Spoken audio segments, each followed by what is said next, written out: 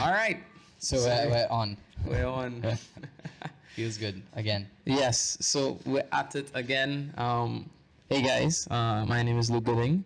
Welcome to the Luke Gooding podcast. Now, why am I doing this? Who am I? People just want to know what is this Yeah, little you know. boy Why trying does he this come thing out for? here with a podcast for? Yeah, I mean, I'd say like there are two things in life I really like. One, to talk, and two, to learn. So I mean, nothing better than a little podcast, man. Yeah. And to join me here on my first ever podcast is James Lanser, man. Yep. Feels good to be here. Thanks. I feel good to be, the official guinea pig for this podcast.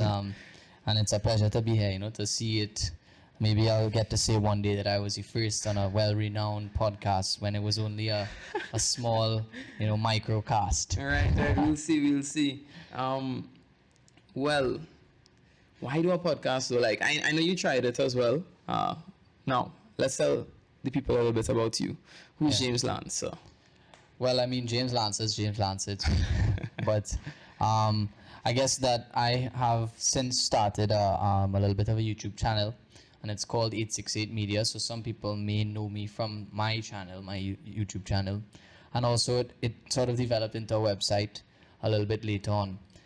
It started off very kind of, I guess, nonchalantly or off the cuff or just by, By chance. by divine providence. It occurred that I was attending UE at the time. I think it was 2018. I started the YouTube channel with my first video being myself simply interviewing students on the UE campus, asking them whether or not they feel safe. The reason for the video is that at that time there was some student protests about safety in UE campus to beef up the security and a various set of other different things. So I just used my phone and luckily Samsung phones have good cameras, so Right. I used that and a little Bluetooth mic, and that was my first video. And then from there I really realized that people enjoy the video platform a lot more than the written platform, but I still enjoyed writing. So I continued to make YouTube videos a little bit and tried to get into more documentary style videos, which I've produced about 4 or 5 of now. And also written work continues on 868 Media today. Wonderful. So guys, you'll hear that? 868 Media. Yeah. James Lancer, check it out. Some amazing videos. Yo, I saw one of your videos had over 100,000 views. Yeah, so that was I didn't expect it also because that video didn't have as much prep or require as much research as other videos. Right. I've done videos on the growing economic dependency Trinidad has on China. I've done videos on various other topics, but this video that has most views right now is how exactly Venezuelan migrants managed to sort of penetrate or get so easily into Trinidad and Tobago illegally. Right. So guys, I'm going to insert a little clip here. Hopefully my editing skills could do it justice. Yeah. And there.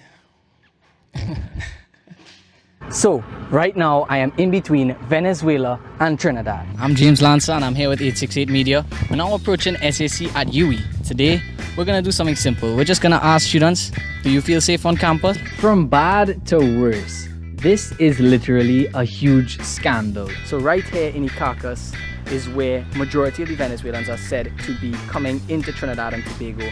So while I was avoiding the rain, I was just talking to the owner of this small sort of grill jerk store. Now, the Chinese embassy was not always in this current location here. All right. So now we know a little bit about James Lancer. But yeah, you and I are going down the same kind of route. Going down the route of, let's turn a lot of these conversations or a lot of these things into video. Now, I don't know about you, but I find these days a lot of conversations aren't being had. And if they're being had, they're being had very inappropriately. For example, Twitter. Twitter is not a real place. As I tell my brother, This is insane. it's the most toxic platform in the world right now. Yeah. Because disagreeing with someone's idea means disagreeing with the person themselves. And it could really turn into a toxic environment where you're not critiquing someone's idea, you're critiquing the person for who they are. Yeah. And I just don't like that. I think any conversation should be and can be had. And well, today I'm not going to test the limits of that. Yeah. But you know, we're going to keep it nice and civilized. Yeah, of course, of course. I think that is a very important thing that needs to be discussed. You know, the reality that that social media is, as much as people don't realize it, it's a very poor micro sort of ecosystem of reality itself, of the actual social climate, and it doesn't really accurately represent the views of the majority of the population at all. In most issues, you'd find that what you see on Twitter and what you find on the street is two different Completely worlds. different. So I don't blame the actual atmosphere and the aroma, so to speak, of Twitter on Twitter. I on the people, sorry, who are on Twitter, but I more blame it on the Twitter structure. You know, that you have a set of ideas, you join this application, you follow people with like ideas, and then you only see those ideas being expressed as the norm, and you never really see much counterpositions, and you think that if there is a counterposition, that person is so, he's from another planet, he's crazy, he's mad, so you don't feel bad to call him bad names, to attack his personhood, who he is, what he is, or she. And then you start to live in this little bubble where you think the entire world thinks and acts and believes just the way you do, and it then creates this you have this bad identity politics where you have one side saying one thing, another side saying the other, and no actual dialogue is allowed or permitted between the Yeah, two and sides, what people because need they're to both realize- trapped in a bubble, Yeah, what people need to realize, we agree on a lot more than we like to think. Exactly. You know, and Twitter doesn't leave space for middle ground. No. So I think there's a middle ground to every issue, you know. So talk a little bit about that. Now, what motivated you to just pick up your phone, grab a Bluetooth microphone, and walk around the campus in a sombrero? Yeah, I was wearing a sombrero for my first few videos. I thought that I needed to do something a little extra in order to get attention. Social media is a place where you do something a little out of the box, and people tend to pick up on it. It didn't really work in my case, to be honest. I didn't get like much more views or much comments on the actual sombrero. But I mean, the thing that really motivated me to get into media is some of the similar things that you're seeing, you know, that having that personal experience where you really try to get to the truth of matters on your own personal social media platforms and have discussions, and you really realize how misinformed not only yourself is often but others as well, you know, and you realize, wow, that if I just research, look into specific topics, look into specific matters, my whole world opens up and changes, and I'm not hearing this being said anywhere in the mainstream media or by people I'm following on social media the same. So I sort of felt motivated to start some sort of a media platform alternative. That's exactly why the first thing in the About page on 868 Media is an alternative Trinidad first journal. So and that's essentially the idea. That wasn't at first the initial plan, but that's what sort of in the back of my mind motivated me to do something, you know, to start my own thing rather than to go the corporate route or anything like that. You know? Yeah.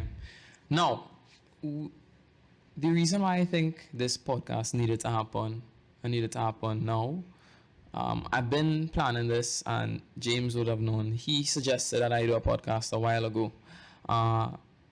It was like there was some need right now to have a conversation.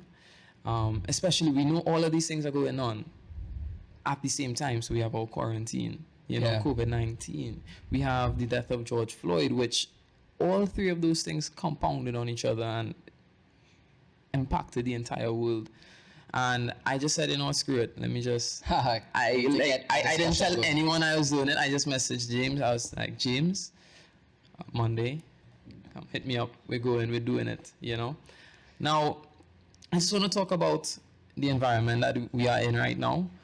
So, the most impactful thing, as I would say, is the most relevant right now, is the impact of the death of George Floyd, right? And the exposure that the US and their systems now have to the rest of the world. It's kind of ugly. But what I really want to focus on today is how Trinidadians should react to that situation. Yeah. Right?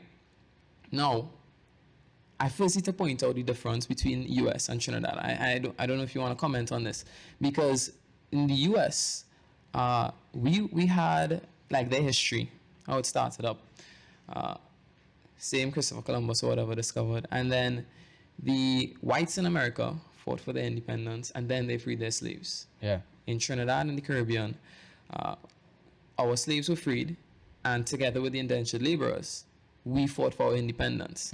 So I don't think we have the same sort of racism that they have going on across there. Yeah. We don't even have that many European slave owners across Correct. here. We do have. It's important just to point out that we do have a lot of racism, but Yeah. it is more to. It's between the two parties, between the two dominant races that are here, the Indians and the blacks. But it is not.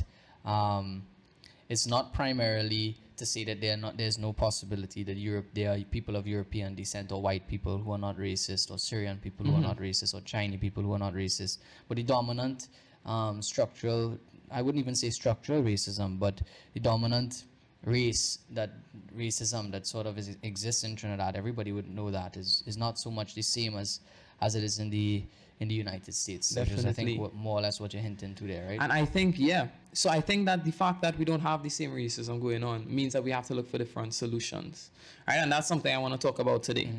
Now, I'm a lot on social media, much more than you would be. And one of the solutions I see people putting forward was the idea that, you know what, let's support black businesses. Now, my first reaction is, why support a business? Because it's black. Yeah. You know, isn't that racist? Like, why don't I just support the business that gives me the best service? But then I realized that I was a little small-minded, because everyone does it. Let's think about it. First of all, if it's a family business, I would want to support my family, Yeah. almost no matter what. Yeah. You know, and we see it in other communities as well. We would see it in the Chinese community, and course. that's something that really struck a chord with me. My friend pointed it out. He said, the Chinese community, they support themselves 100% full send, you know. And what I want to tie that into was your idea, and it's one of your more recent productions, Yeah. was the importance of parlors, right? The Yeah. importance of small businesses. Tell people about that a little bit. Well, I mean, you said that a viable solution, so to speak, is to support to support black businesses. I think that is important that if we're talking about a solution, the assumption is that there's a problem, Right. and that we're trying to fix it. So I think that it's always proper diagnosis needs to be done and conducted. Right. So let's find the problem. Let's find the problem. And I think that well, before we even do that, I think that we could point out just on a few things, the intro, the little bit that we spoke about already with the death of George Floyd, and then the rise of the Black Lives Matter movement, even here in Trinidad.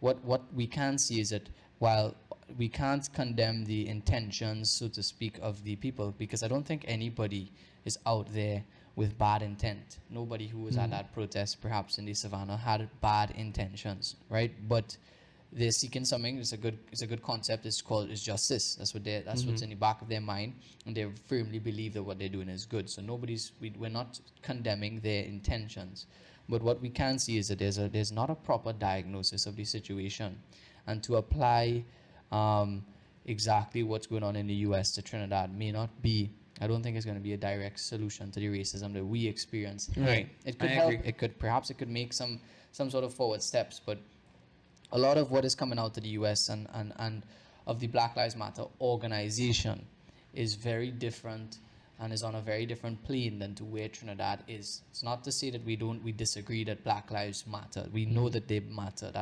Everybody agrees there. Black lives do matter, in fact. But the problem is that a lot of people don't actually know what that organization stands for, and so there's not a proper diagnosis of things. People they don't have that they're not digging a little bit underneath the surface.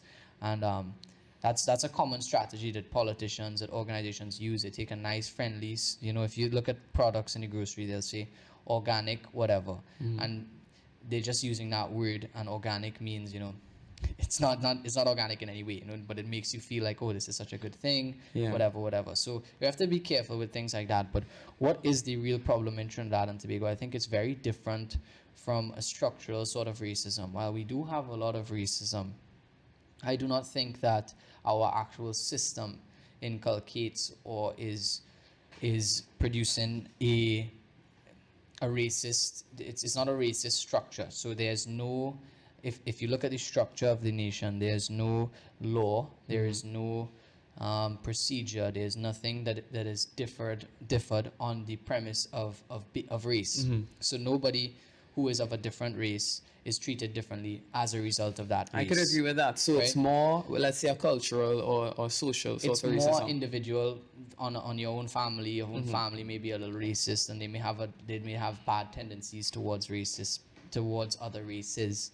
But to say that it's structural, I don't think that is the problem. But it doesn't mean that there's not a problem that needs to be solved, and hence the one of the viable solutions. So let's outline the problem. Right. Right. I think we spoke about this a little bit before.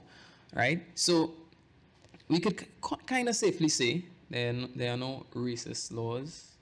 Basically, if you all can correct me on that, feel free to go ahead. Actually, just one point that might be of interest historically to the listeners. Trinidad, under the Spanish government, when we were a Spanish colony, we were one of the few that did not have that. For example, if a black person came to this country, they were given land, etc., just like any other race that came at that point in time and was able to start up their own business. And then when the English took over, there were a series of laws which they had to respect in order to avoid war with the Spanish for Trinidad and Tobago. And I think that was one of them. And then I can't remember exactly which English governor it was, but he started to violate those. So in the cathedral, the Anglican cathedral, he then again started to separate the pews where the blacks sit from the whites, etc. And then I think it's John Baptiste, something along those lines, a name like that or something, came to Trinidad. I think he was a Frenchman, but I could be wrong. My history is a little bit muffled. Same. But he came and he actually fought on the premise that the English were violating a series of laws that they said they must respect in order to avoid that war with the Spanish and stuff. And he won the case, and they had to remove all of those segregation stuff that were occurring again. So we have a bit of a interest in history in terms of race and stuff like that. While of course we do have a lot of the ills of colonialism that did occur, like all of the other places. All right. So, going back to the problem, what I am seeing here in Trinidad is that we have, I would say, our most poignant sort of racism. Of course, it's going to be between political parties. That's the most evident. Yeah, there's but yellow something and red. else, but something else is our racism based on class. Now, I'm saying racism and then class, but I think what really is the problem is classism, right? We have different separations where, like, let's say, wealthy people as opposed to poor people, there would be some sort of discrimination based on that. And I think the problem is that classism intersects with race. Yeah. So in Trinidad, a lot of the poorer population happen to be black. And Indian also, because Indian. those are the two dominant populations. So we are already seeing that we have a majority of the population that is somehow at a disadvantage, or that is at a lower level, or is dependent on a smaller minority of people who have more productive wealth and have more of the ability to produce wealth and to add value to the economy. And so these people who are sort of on this lower level, who are obviously going to be majority black and Indian, because that's the two dominant demographics of our country, they are basically forced then to work for or to contribute to the businesses that they don't own, that belong to this upper class, this 1%, as some people would say it. And that's the problem, essentially, that you have that frustrates population. I mean, one thing we know about people is that naturally, what is yours, you care for more, you treat with more respect, and you take more pride in, and you enjoy doing it, even if it's not that good. You know, if you look at two kids playing on their bikes, one kid has a new fast bike with gears and double brakes and everything, and then the other kid has a bike that is significantly less And you have to pedal backwards. important. You have to for your pedal back brakes. the brakes, you know, the chain always coming off, whatever. But he loves his bike. Like, he would rather ride that bike than the other bike, just because there's no other reason for it than it is his. You know, or you see two kids arguing, what car is better, and they're both arguing in favor of their father's car. They like it because it's theirs, not because it's actually better. They don't know anything about cars actually.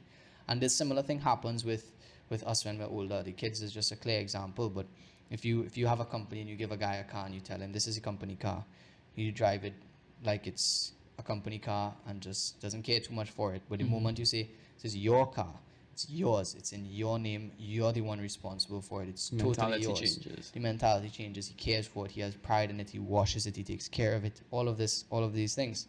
So a lot of the problem is that we have a significant percent of our population that just doesn't have anything, so to speak, anything that is of real.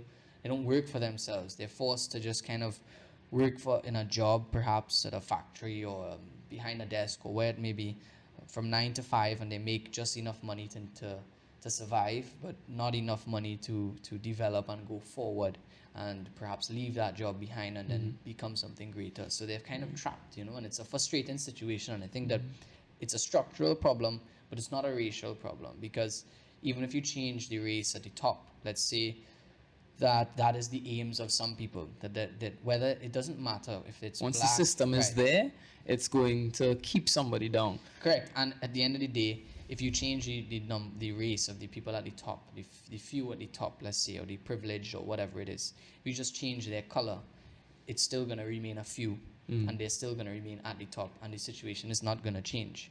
And it actually, if that goal is achieved, for one race, so to speak, if that is their demand, when that demand is met, the argument is going to be made by those at the top that, listen, you've done it, you've achieved your goal, now we're at the top, so now just continue to be peasants and don't try anything else, because Right. your goals have been met. Yeah. And so you're really not going to solve the problem by that way. And Now, I don't want to go into too deep. I know you are really into, I think, distributivism. distributism, yeah, Distributism. Now, it's a let's very see. not known thing. Yeah, yeah. So I think that's a conversation for next day. But I think what we can look at is what are some ways we can, in the system that we have, sort of have a checks and balance to all the wealth being at the top. Right? Yeah. And that ties back into your most recent production, which is the parlor culture. So let's talk about that a little more. Yeah, Because what one do thing people do yeah. to solve this problem without depending on government change, or legislation that is needed, or enforcing a legislation like Exactly. There's a legislation called the Antitrust Act, I think it is, of 2006. I could be wrong, but it essentially is supposed to be a legislation used and enforced where if a company is dominating the market or has 100% market share, that they can break that company up. They can split it into two. The government can do that because they have complete control over the population. So without actually needing without actually expecting the government to do anything, what can Trinidadians do themselves to try to achieve a more equitable society? That's the question, essentially, right? Exactly. And I think that if we go that route, if we go on that train, which I think is what we need to do, because we can't look for the government for help, because now the problem, the reason why they're not bursting up these monopolies, in my own opinion, now remember, this is just my opinion, I could be wrong, I could get things totally wrong here, and that's okay. The point is the dialogue, the point is that we discuss this, the point is that somebody smarter than me will probably ups and come and say, correct this us. is where you were wrong, here, and here, and here, and this is the real solution, here, and here, and we say, thanks, buddy, who are you? Let's get it going, let's do it, right? We're open to that. So what is the solution? I mean, the individual, what can we do? And I think that on the most basic level, we can support local stores, support your people who you know, own their businesses, and don't only support that one person who owns his business, but if another one opens a business next door or across the street, support him likewise. Go to the 2 different stores. When you're in those stores, support and buy products that you see are Trini products that are produced in Trinidad, grown in Trinidad, and are Trini through and through. And that way, I mean, the money is going around and the wealth is going around in the community. If you continuously spend your money in one big store, one big, let's say, grocery store, likelihood is that all those small grocery stores that are competing with that big grocery store will close down, and that big grocery store now has the ability to simply raises prices, you know. And also, I think a very important thing too for people, if anybody who's listening to this or perhaps might listen to this, who has a small grocery store and is kind of struggling to get by, I think it's important that they try to stick it out rather than simply take the nice big check that a big grocery store will offer you to just buy you out, to get you out of the market. Yeah, and that's something you pointed out. So one thing that really struck me when I watched that video of yours, you were walking down in St. Augustine, and you were saying, look, on the right hand side, look at these massive companies. Yeah. We have Massey, we have Mario's, you know, Yeah, big companies. big companies. And then on the left, we have, and you all would know this, right? All of you Trinidadians, on the left, you would see all these small It's hard private to say left businesses. and right though, because it depends on what direction you're going. So if That's you're heading true. east, Yeah. if you're heading east, on the north is on your left is the big Massey. So businesses. on the north side of the main road is Massey and big stores and conglomerate style businesses. And then on the south side you have these like little mini marts. You know, you have, I think, Gill's Mini Mart and a few others. So big up to all of those little stores there. You know. And I saw you went into some of them. You spoke to some of them.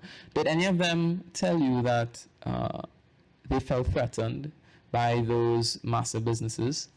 I mean, a lot of the times people don't really want to talk too much on the camera, or even once you have the camera, they'll just kind of be like, I don't really feel to speak, because unfortunately, people who do these types of documentary videos are not so much trusted. Journalists are really not liked by anybody. You know, people think he's probably doing something for them.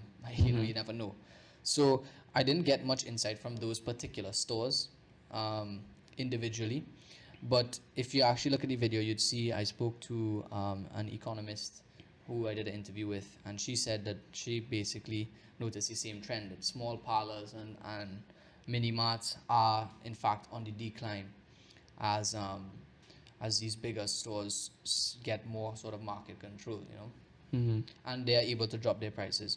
The more market control they get, the more they're able to raise their prices. But initially, they always come in with very low prices to get the competition out. Right. Okay. Now, what I want to tie this into is, to what extent do we take pride in our own, right? Okay, so we've just outlined that there is some sort of structural problem, Correct. maybe not based on race, but I think personally that it intersects, right? The It could, it classism could. and the races It and the could. race intersect.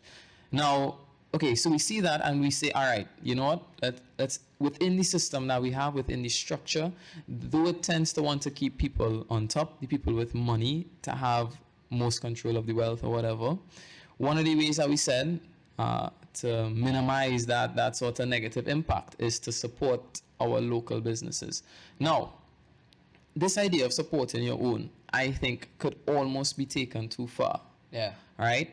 For example, let's say I only shop from a specific race, because that is something that we could tend to if and I think this is one of the dangerous parts of the message that's being spread, Right. is that if I support a business solely based on race, Yeah. right, and not because I take pride in my business, not because I take pride in my community, I think we can actually form boxes or form sort of bubbles, Yeah. right, between these different races, between these different classes, which I think is dangerous, right?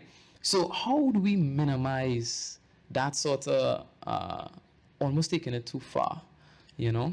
Yeah, I get what you're saying. I think that the first thing is that the way in which we look at the little bubbles. Okay, so yes, that can be alluded to in a negative connotation or context, I should say, but also it could be alluded to in a positive, that you are enabling, let's say it's an Indian store or an African store, whatever it is, you are enabling them to have something that is totally authentic to their culture.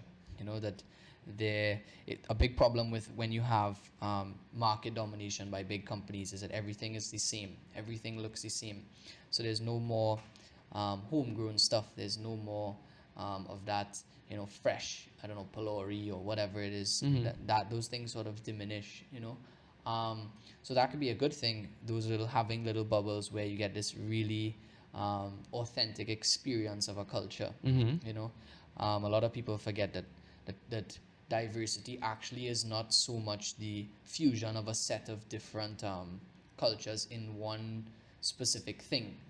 It's the respect of different cultures in one place. So it's like a rainbow. That's always a really good example. The colors of a rainbow is beautiful because, yes, in its whole, in its, I don't know, wholeness, holicity, or whatever you'd say, it has its structure and it has various different colors, and they all look nice together, but they are not one color. If you mix all of those colors, You get white. you get, I don't know what Basically color you white get. light, You yeah. get, yeah, you get nothing. You get, it's just totally, nobody likes it.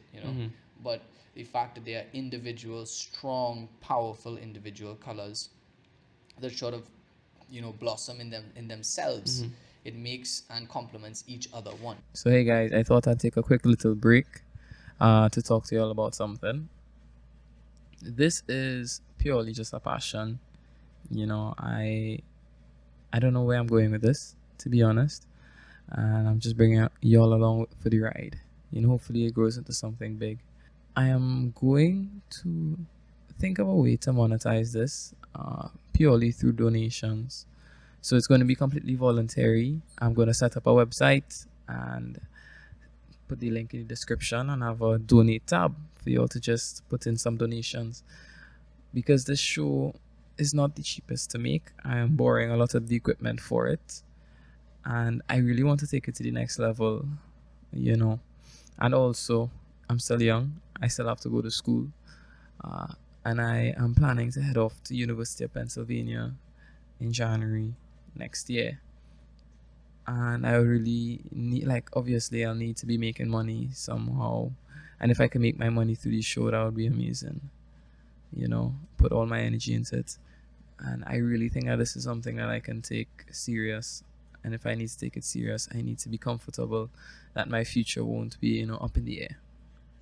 So that'll be coming along soon. If I have it organized for this video, y'all will see it down below. And yeah, that's me there. Let's continue along with the show. Yeah. And I think you hit on something really important there when you were speaking about the complementary nature of different cultures working together.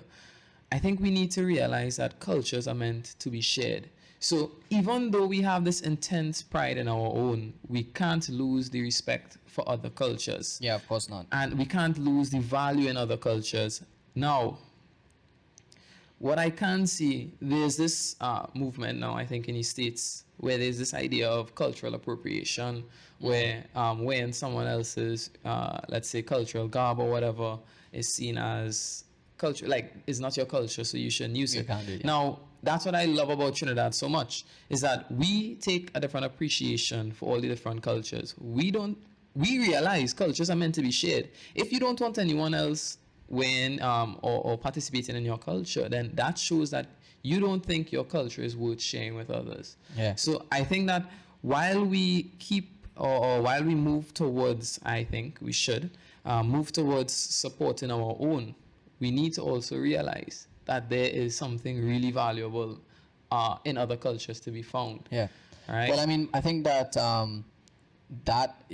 is a kind of essential first step to know that we have something good, we have something to offer. That's the only reason. That's going to be the initial step that makes people say, "Hey, let's support Trinidadian stuff. Let's have a society, or let's organize ourselves economically and socially, culturally, everything." With a Trinidad and Tobago first perspective, right? And because of the good things we have here, it is true that grapes taste good, and that foreign products and cheesies or whatever it is are nice, and KFC and all of these foreign stuff we enjoy. But if we get caught up, if we forget, or if we don't try to actually actively remember and have fresh in our mind that consistently giving our money to these foreign things and consistently supporting them and neglecting our own local stuff is going to inevitably lead to us having a similar society or a similar cultural experience to anywhere else, and then Trinidad loses its unique qualities. That's our tourism industry is already suffering enough, and it's why would a tourist come here if there's nothing really special about here, right? The only thing that would be different is that the people look different, but they have all the same food, they have all the same products, they have all the same Wear the same experience, clothes. wear the same clothes, all of the same stuff. So we have to first obviously acknowledge and respect that Trinidad's culture. I think that this is an important point, that Trinidad's culture is a culture with several subcultures in it, right? And we respect all of those cultures that exist within it.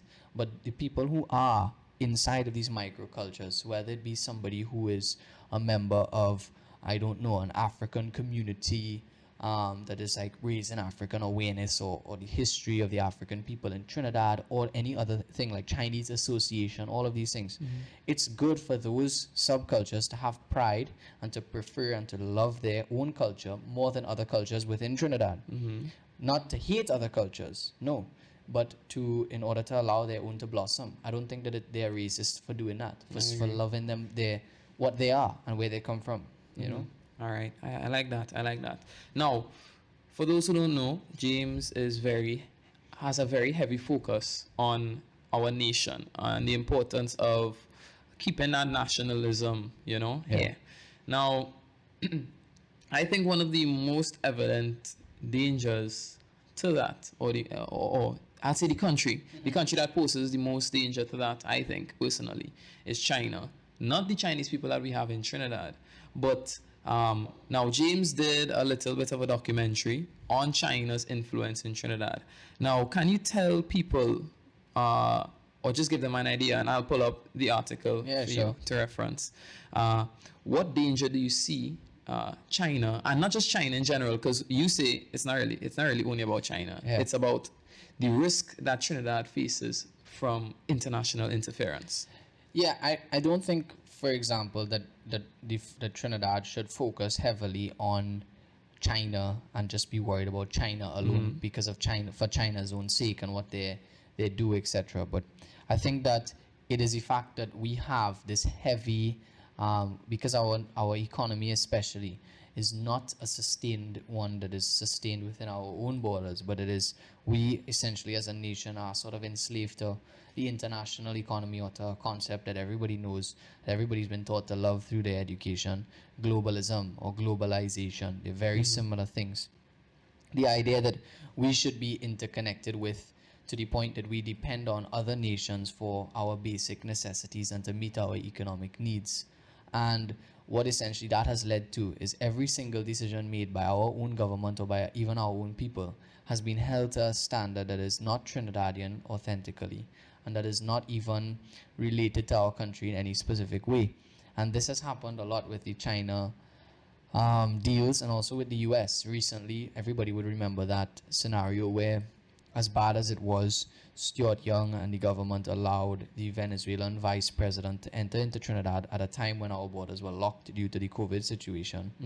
And as a result, the US had a bit of a threat, a retaliation, saying, hey, we violated a treaty and da da da da da.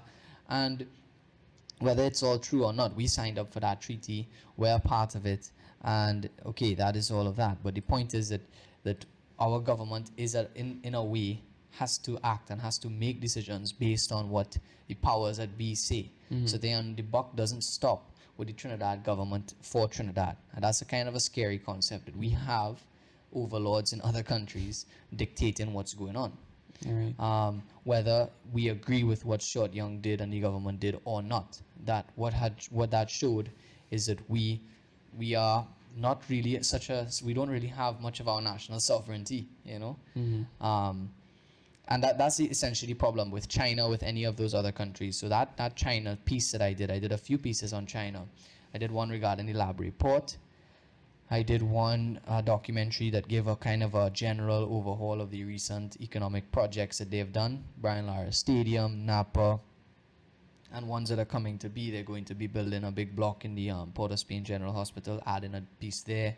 And so the amount of debt that we're incurring to them, and also analyzing that in retrospect to the fact that China is known to build these gigantic projects that sound really nice on paper, offer them to governments, and then governments fail to pay them back, and then they cease or gain sort of a type of control over those things that they are built. Right. So let's give them a little context. Now, you need to remind me which article it is. Let me just pull up this Which page. one do you want? The port one? Yeah, the one on the ports. That's it. So it's UNC, UNC. PNM sell library to China. All right, come on, Wi-Fi. Let's do this. So this is particularly in relation to and regarding the port. So that's the a bit of it there. You can scroll down. So so this is basically a kind of analysis here of the debt traps that China does and that they have done in the past, right? Where they basically build this port, this large Chinese port, and then eventually they fund it and all of that, and then through the country's not being able to pay it back, the Chinese take full equity or more than 51% of the equity in those ports. And this happens, China has equity in a lot of different countries now. Crazy. This is only the ones that I've actually put on this little chart that I made here are only the ones where it's like above 49% and up in terms of equity. So they have like a large or majority say in what happens in the ports. And that Greece port that China now has 100% equity in is basically the biggest port now in the world. It's the greatest, the most successful. So China basically is running the show there. Yeah, this is actually crazy. And the funny thing is that it's coming to us. Yeah. Well, I think you said The lab did they was cancel practically it? done, yeah. Okay. No, but it's always a risk. Yeah, so and you then know? also like you would expect that so you see that in after the initial announcement that the lab report was going to be built, that was in 2014. The official journal of the Caribbean Maritime Association published various concerns about the potential port on their website.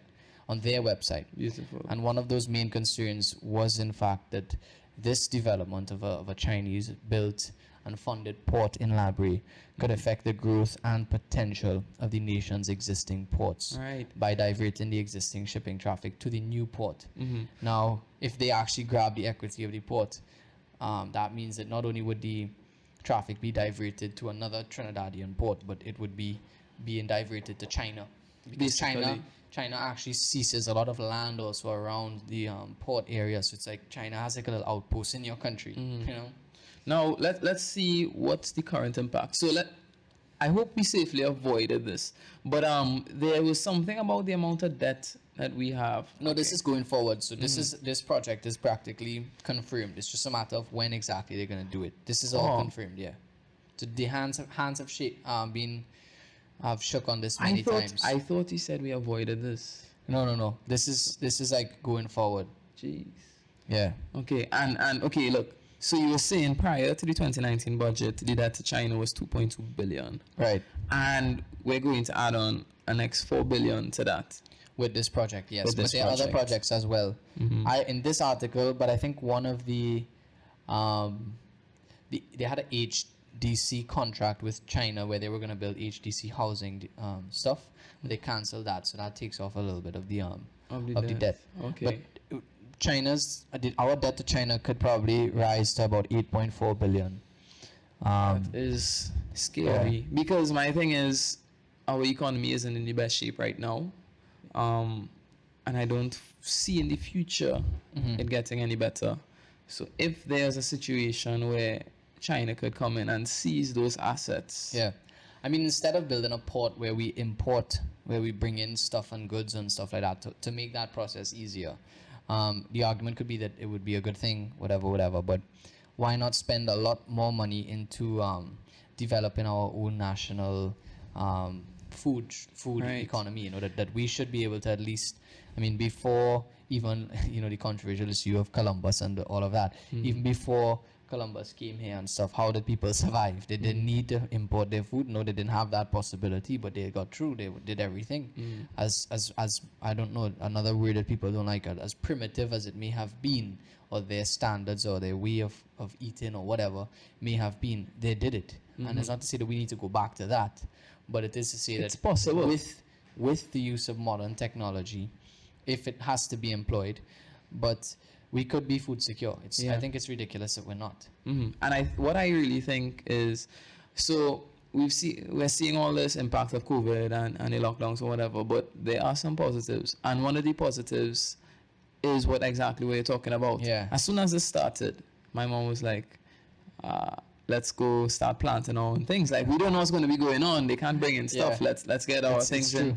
you know. And a lot of my friends started doing that exact same thing. And I hope that it's not something temporary. Yeah. And it may lead to what you're seeing. It may lead to a more focus. And people are realizing, why was I paying money for this? This was like, I paid like what, $5 for the seeds, and look at it now, Yeah. 2-3 months later. Yeah. You know, I really hope that it may not be initially as affordable to grow your own stuff or to have your own little farm, And it's gonna whether take it be time. chicken and whatever, or even to have goats or whatever it is. Not everybody might have that possibility. It may be a little bit more expensive immediately, but it's not so much about, you know, the economic, that side of it, but it's about the self being you know, totally independent, sort of like, you know, an off the grid concept where you can do your own stuff. Like, you're not dependent on anybody. You kind of gain a level of freedom that you didn't have before. Yeah. You know, and I'm fully in support of a more agrarian push, which is the concept of having more people actually growing and producing their own food in their own homes, because that's essentially a labor, that's a job. So they grow their own food, and the excess they sell. You know, I think that's a very good and a meaningful way by which people could make a living and be satisfied. And we have a society where, despite the reality that we are not going to be able to compete intellectually with the big tech countries, tech savvy countries like Japan and some European countries, or even the US. Germany, We're not going to China. be able to compete on their level of tech development and stuff, which is where the world is going now. We're not going to be able to compete by doing what we're currently doing, because oil and gas is dead. That's a dying industry, and we don't have those fields forever. So we should not be looking down on people who want to do those things. You know, if you go to university and you have a classmate who mentions in a social group that they have parents who do that kind of stuff, who have their own chickens, who kill their own chickens and eat them and stuff, they really looked on like, wait, boy, this person real, you know, real primitive, real out of time in, kind of like, you know, not with the times, you know. I think that's a real negative thing for society. I agree. And I have some of those friends, and I respect them because Yeah, of course, they're 10 times more manly than anybody I know, no, it's anybody else. crazy. Yeah. The stories. One in particular, you tell me wake up 3 o'clock in the morning and he's working tirelessly. Who am I to tell him that he is like less than? Like, that's crazy. But one company in particular, I think it's Farm to Table TT or something. This is I think that's in Chagramas, right? Yeah, I think so.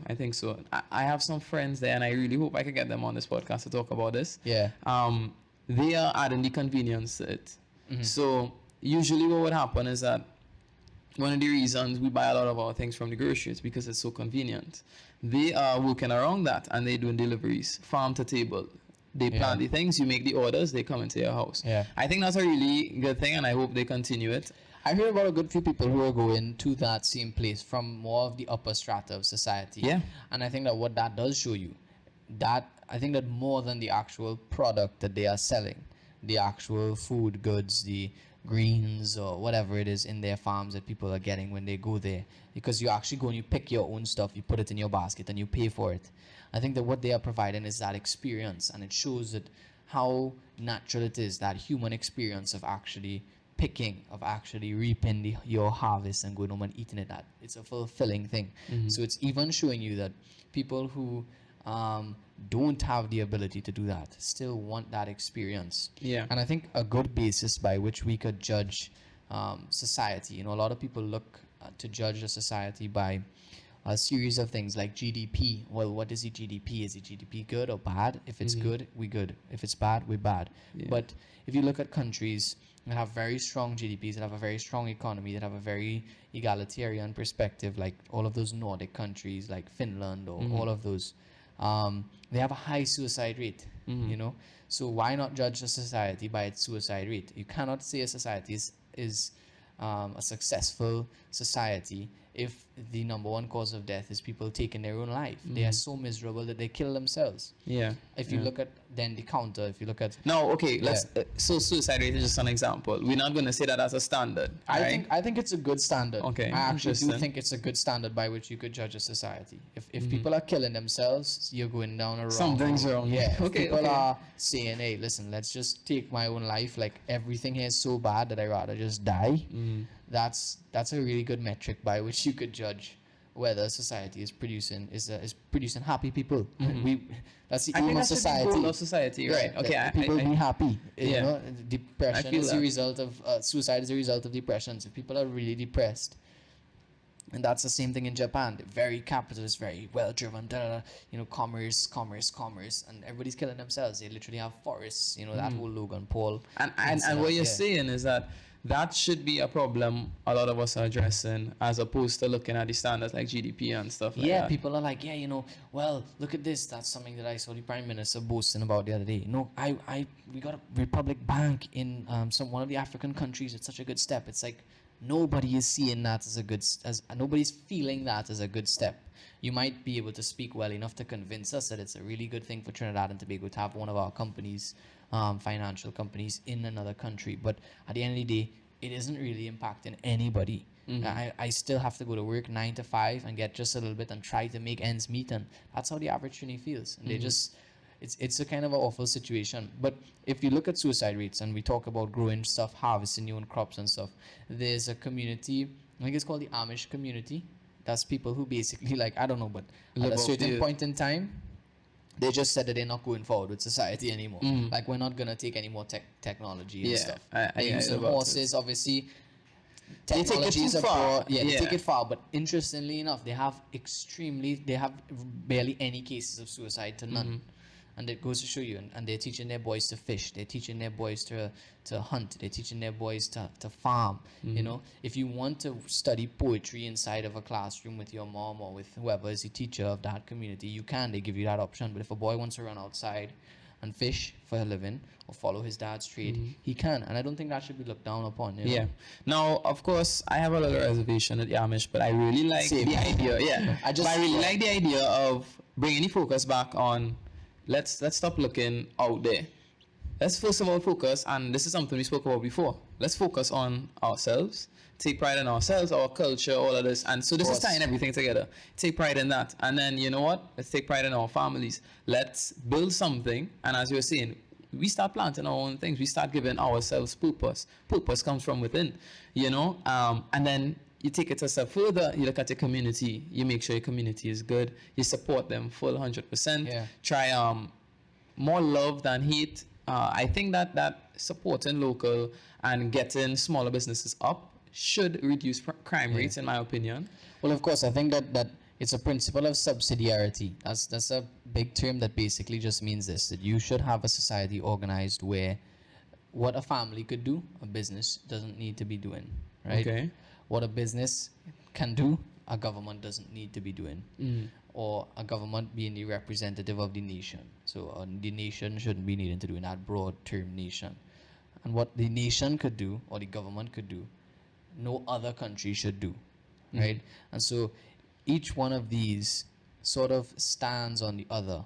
So family, the family, and on the family stands businesses, and on businesses stands the government.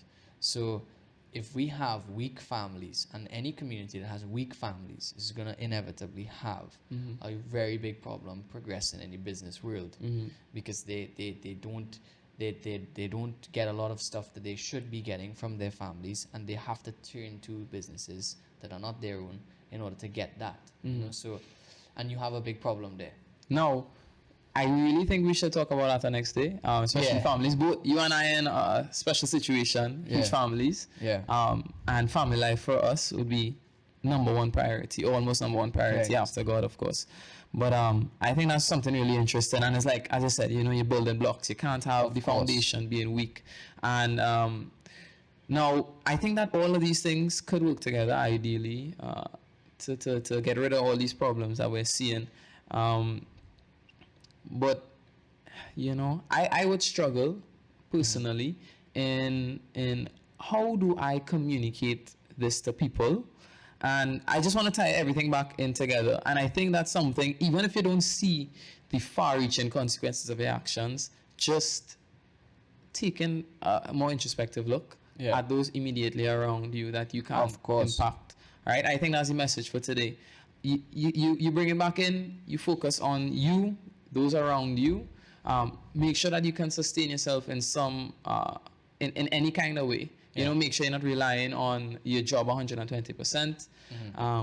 And then you take that, you could put it on a community level. Make sure you're supporting your community. Make sure you're putting them above all other communities. For sure. All right? And then you take it the next step. You take pride in your nation, all different communities together. And you make sure that your nation, you take pride in that above all other nations. Yeah. You know? All right. Well, I think that was a really good conversation for today. For sure. I don't know if the camera's going to cut off just now. But I just really have to say, James, thank you No problem for at coming all. on. You know, I think that I fed off your energy because you are very used to being in front of cameras. I mean, I thought I would, but when I first sat down, remember, I forgot to record certain parts. And, you know, Yeah, I mean, I think that a huge part of doing camera stuff or stuff behind the camera is that you have to accept that, listen, I'm not that important. I'm a humble person, and Yeah. at the end of the day, I'm gonna do shit. You know, I'm gonna mess up. I'm gonna get things wrong. You know, I've had that experience walking up and down one street, Charlotte Street, doing just filming, and people people are watching it definitely like you're looking like, crazy. what are you doing? And you know, you kind of want to tell yourself, you know what, I'll look real dumb if I do another take, but you know, you have to just accept, listen, I Yeah. need to do it, and I'm not that important. Yeah, you won't believe, like, you guys who are watching, this is like a few takes in, because, and some of those takes were long. I would be like, 5 minutes in, I forgot to start recording Let's the do it audio. over, yeah. Let's do it over. And then the second take, I forgot to record the audio again, you know? And that's one of the reasons I really appreciate you coming on. No, You're it's very fine. understanding, you know? Guinea pig. Yeah, the guinea pig. Hopefully we can do this again. And my idea is to try and make it a little more edgy. Yeah, because I think we want to talk about, and one of the mottos that I want to push, you talk the untalkable. So next week I'm going to step it up a little bit with my next speaker. See how we go from there. And I'll definitely have you on again, James. Thanks a lot. Yeah, Be man. careful with cancel culture, because talking the untalkable is a dangerous thing these Well, days. we'll see how it goes. Thanks for having me. Yeah, man.